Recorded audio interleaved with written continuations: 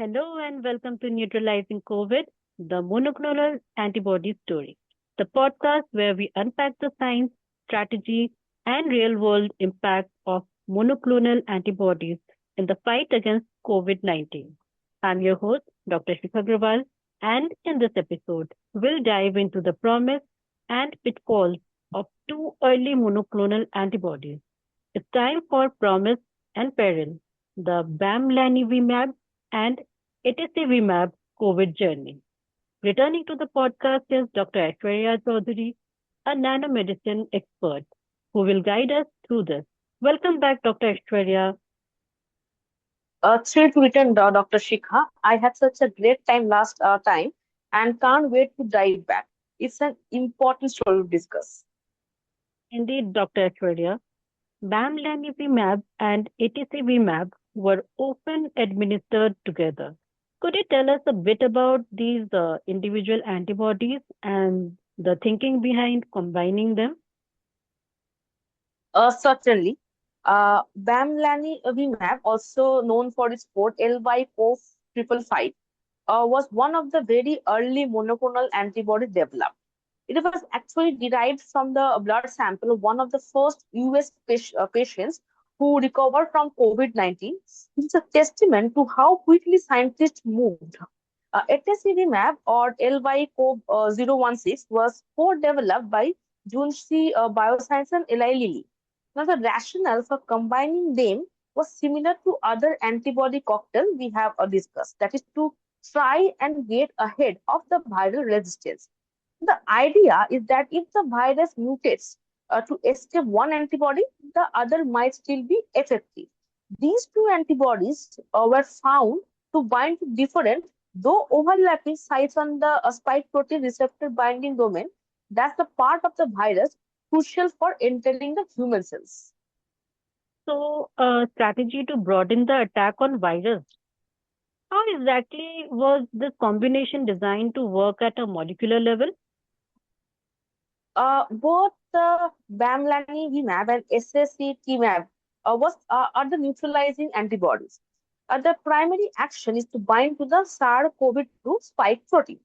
By attaching to these specific sites on the RBD, they essentially act as a barrier, preventing the virus from effectively docking with the ACE2 receptor on the human cells. Now, if the virus can't enter the cell, it can't replicate. The combination meant that two distinct molecular roadblocks were being placed in the virus's path, making it difficult or harder for it to succeed in infection. This approach showed considerable success in its early days, which brings us to the promise part of our title episode. What did the clinical trial data reveal? The early clinical data, particularly the Blaze 1 trial, was very encouraging. For patients with mild to moderate COVID-19 who were at high risk of progressing to severe disease, the combination of Bamlanivimab and Etesevimab showed a significant reduction in viral load. And more importantly, it led to a substantial decrease in COVID-19 related hospitalization and deaths when administered early in the course of infection. Now, based on these positive data, the emergency use authorization, that is EUA, was granted by the FDA and the other regulatory bodies around the world. For a time, Bamlanivimab were even authorized as a stand-alone therapy before the combination became the preferred approach to try and mitigate the resistance. It was a period of considerable optimism for this treatment. That early success must have been a huge boost. However, the COVID 19 story is also one of constantly emerging variants. This is where the peril and setbacks come in. How did Bamlanivimab and Etesevimab fare as new variants began to circulate? This is where the story takes a sharp turn. As a new SARS-CoV-2 variants emerged, many of them carried mutation in the spike protein, especially in the receptor binding domain that these antibodies targeted.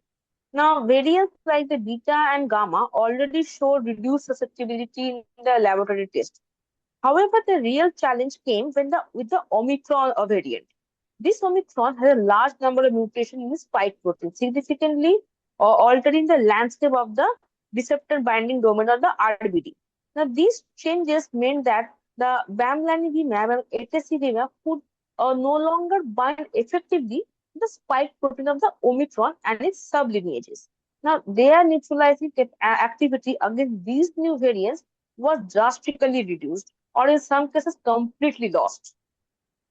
That's a dramatic loss of effectiveness. What were the consequences of this from a public health and regulatory perspective? When laboratory data and then the real world evidence confirmed this loss of activity, the regulatory agencies like the FDA had to act. The emergency use authorization for the Bamlanivimab and Etesevimab was revised multiple times. Eventually, its use was paused and then largely restricted in the US and other regions because the circulating variants were no longer susceptible.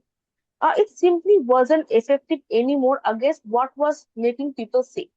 It highlighted the critical need for real time monitoring of the variant prevalence and the susceptibility to available treatments. Uh, the journey of Bamlanivimab and Etesevimab is a stark example of the challenges in this pandemic. What are the main lessons we can draw from this experience for future antibody development and pandemic preparedness? There are several key lessons. Firstly, it highlights how quickly the virus evolution can outpace even the combination therapies. And secondly, it stresses the need of a diverse arsenal of antivirals, especially those targeting the conserved regions less prone to mutation. And thirdly, it demonstrates the critical need of a robust global surveillance system. We need to rapidly identify new variants, test the susceptibility to existing therapies in real time, and be prepared to adapt our treatment strategies accordingly. Now, this includes having nimble manufacturing regulatory pathways to update or develop new therapies as needed. And finally, it shows that while a particular therapy might have its window of peak effectiveness, the knowledge gained from its development and deployment is invaluable for informing the next generation of treatments. So it's a continuous cycle of innovation, challenge, and learning. Before we conclude, a quick reminder to our listeners: the information shared in this podcast is for educational purposes and should not be taken as medical advice. Always consult with your healthcare provider for any health related questions or before making any treatment decisions. Dr. Aishwarya, thank you once again for sharing your expertise and walking us through the complex story of Bamlanivimab and Etesevimab. My pleasure, Dr. Shikha. Understanding these journeys with both their successes and limitations is very crucial.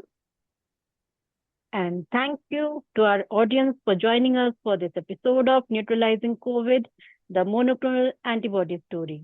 Make sure to follow us for more insightful episodes and share this with someone who would love the science behind the story. Until next time, take care and keep exploring science.